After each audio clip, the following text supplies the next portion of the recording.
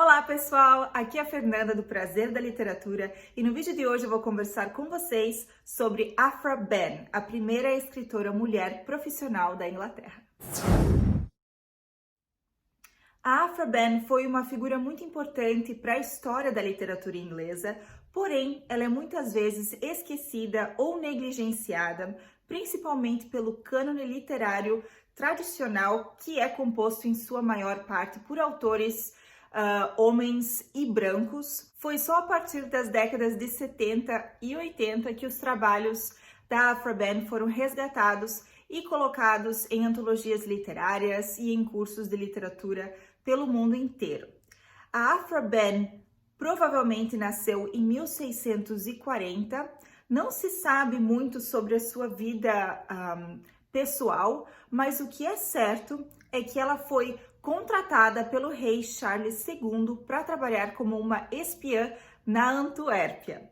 Então vocês podem imaginar que ela teve uma vida muito interessante. Porém, apesar de estar trabalhando como espiã sob ordens reais, ela, ao que tudo indica, não foi paga pelo rei pelos seus serviços de espiã e por isso, como consequência, ela teve que passar um certo tempo na prisão para devedores. Naquela época, dever dinheiro para alguém era um crime e você podia ir para a prisão por causa disso.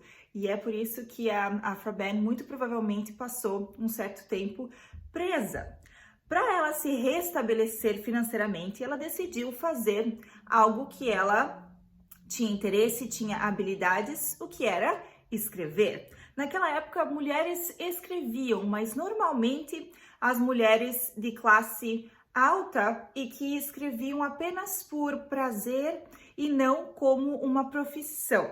Muitos livros escritos por mulheres naquela época eram publicados anonimamente, mas a Aphra Behn nunca deixou de assinar os seus livros e as suas peças teatrais com o seu nome e de se identificar como uma mulher, o que era raro naquela época, e também de se posicionar como uma autora profissional que recebia dinheiro pelos seus trabalhos com a escrita. No início da sua carreira, a Aphra Behn trabalhou no teatro. O teatro no século XVII estava em plena expansão, os teatros haviam sido reabertos com a restauração da monarquia em 1660 com o rei Charles II. Antes disso, os teatros haviam sido fechados pelo governo puritano do Oliver Cromwell. E antes disso, antes dos teatros serem fechados, por exemplo, na época de Shakespeare, apenas homens eram permitidos no palco. Então, homens interpretavam tanto papéis masculinos como femininos. Normalmente, jovens ou até crianças, meninos mais novos faziam os papéis femininos, até porque eles tinham uma voz mais suave, e quando eles trocavam a voz e ficavam mais velhos, eles interpretavam os papéis masculinos. Mas a partir de 1660, com a reabertura dos teatros, as mulheres tiveram pela primeira vez acesso aos palcos na Inglaterra. Então, os papéis femininos eram interpretados por atrizes. E a Aphra Behn começou a trabalhar, a princípio, como escrivã, ou seja, ela copiava as peças em duas companhias, o King's Company e Duke's Company, e mais tarde ela passou a escrever as suas próprias peças de teatro, que se tornaram muito populares. A sua primeira peça, chamada O Casamento Forçado, foi lançada em 1670, e pelo título dessa peça, O Casamento Forçado, a gente pode imaginar um pouco de como foi a experiência de Aphra Behn com o casamento.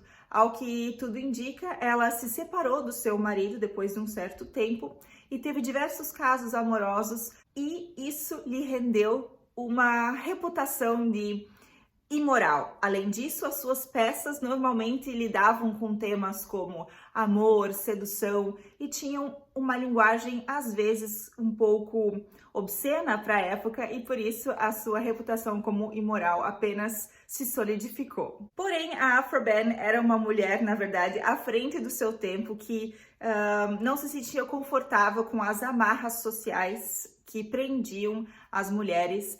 Ela conseguiu romper algumas dessas barreiras, como, por exemplo, trabalhando profissionalmente como uma escritora, como se separando do seu marido, mas naquela época, o século XVII, ainda não permitia muito além disso para uma mulher tão avant-garde como a Aphra Behn.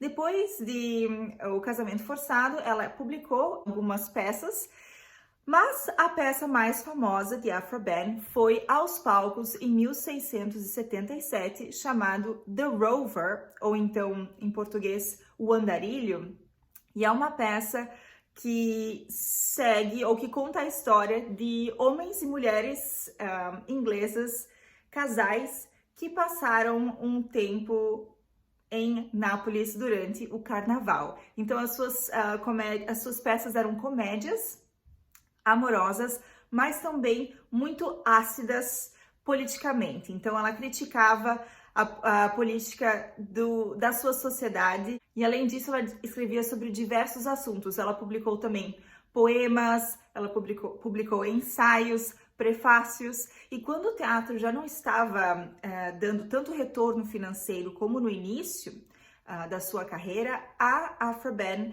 decidiu se voltar para outro gênero literário e começou a escrever ficção. Em 1688, que foi também o ano da Revolução Gloriosa, essa revolução foi uma batalha sem sangue, como ela é chamada, foi a deposição forçada do rei James II, que era um rei católico, em favor do protestante holandês William III, que reinou na Inglaterra como William III, juntamente da sua esposa, a Mary II, que era filha do James II. Bom, esse era o contexto político da época, e nesse ano, 1688, a Aphra Behn publicou Oronoco, ou O Escravo Real, real no sentido de pertencente à família real, e esse é um texto muito importante para a história da literatura inglesa. Ele pode ser considerado um proto-romance, um proto-novel. Eu falei para vocês no vídeo no qual eu discuti Robinson Crusoe, que Robinson Crusoe é considerado o primeiro romance em língua inglesa. Porém, isso lá em 1715. Porém, em 1688, ou seja, quase 30 anos antes, a Aphra Behn publicou o Oronoco, que é uma mistura de memórias, ficção, escritos de viagem, biografia, alegoria política. Então, é o início do romance, do novel, que eu chamo novel, que é uma narrativa ficcional maior do que um conto e sem ser em versos. Então, é o início do romance em língua inglesa. Esse gênero ainda não existia naquela época, mas a gente vê nessa narrativa da Aphra Behn o nascimento de um novo gênero. Nessa história, Oronoco, a Aphra Behn escreve em primeira pessoa, e esse limite entre autor e narrador é bem sutil nessa época. Não existia essa separação entre autor e narrador ainda muito definido. E ela conta essa história em primeira pessoa e ela se posiciona como testemunha ocular do que ela conta. Então ela retorna a 1600 e alguma coisa, alguns anos anterior, 1660, quando ela passou um tempo no Suriname, que naquela época era uma colônia inglesa. Ao que tudo indica, o pai da Aphra Behn havia sido convidado pelo rei a se tornar o governador dessa colônia de açúcar, o Suriname, porém o seu pai morreu durante a trajetória no mar, e ao chegar no Suriname, a Aphra Behn passou um certo tempo lá, nesse período ela teve contato com a cultura local antes de voltar para a Europa. E nesse período em que ela esteve no Suriname, ela encontrou os nativos da área e também teve contato com escravos. Naquela época, os ingleses traziam os escravos da África para trabalhar forçadamente nessas colônias. Era uma situação muito parecida com o Brasil colonial. E nós leitores, temos acesso também à história de um escravo em particular, que é o Oronoco, que dá o título à narrativa. O Oronoco era neto de um rei africano, então ele era da família real e morava em Coromantin, que era um mercado de escravos inglês, mas que se localizava na África, onde hoje em dia está Gana. E lá haviam muitos navios ingleses e europeus de outras nacionalidades que iam até essa cidade, esse local na África, para capturar escravos e vender nas colônias. E o Oronoco, ele comandava essa operação até que um dia ele foi traído por um capitão inglês que o forçou a entrar no navio junto com outros africanos de sangue nobre, digamos assim, que eram importantes naquele local, e eles foram levados contra sua vontade ao Suriname para serem vendidos como escravos. Então o neto de um rei africano foi traído e vendido como escravo. E a narradora, que a gente pode considerar a Afra Ben, se bem que é preciso ter um cuidado nessa divisão entre o narrador e o autor, ela conta essa experiência que ela teve com esse escravo, que apesar de ser um escravo, ele se portava como um herói, e a gente acompanha a trajetória desse escravo, a sua história amorosa com Imoinda, que era uma beleza africana que também foi vendida como escrava.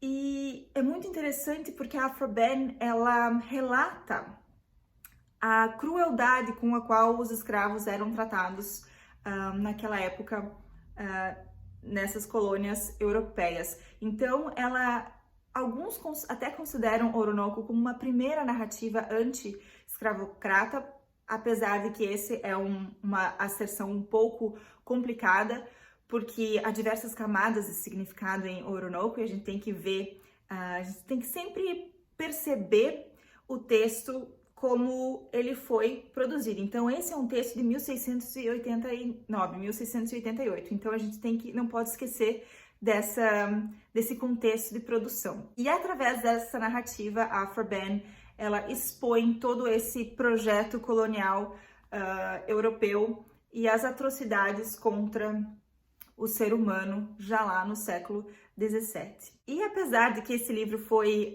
publicado em 1688, ele ainda é muito importante hoje em dia, em 2020, e traz diversas discussões muito importantes para a sala de aula ou para grupos de leitores, como a escravidão, racismo, entre outros.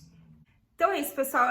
Espero que vocês tenham gostado de saber um pouco mais sobre Afra Ben, que foi uma mulher tão importante para a literatura inglesa e que é muitas vezes esquecida. Virginia Woolf, a escritora inglesa do século XX, escreveu no seu ensaio Um Teto Todo Seu que todas as mulheres deveriam jogar flores na sepultura da Afra Ben, porque foi ela que abriu o caminho para que todas nós mulheres pudéssemos falar e nos expressar e dar a nossa opinião e ter a liberdade de escrever. Se você gostou desse vídeo, não se esqueça de curtir, de comentar, de compartilhar. Se você ainda não é inscrito no canal, não deixe de se inscrever. Uma ótima semana a todos e, é claro, ótimas leituras!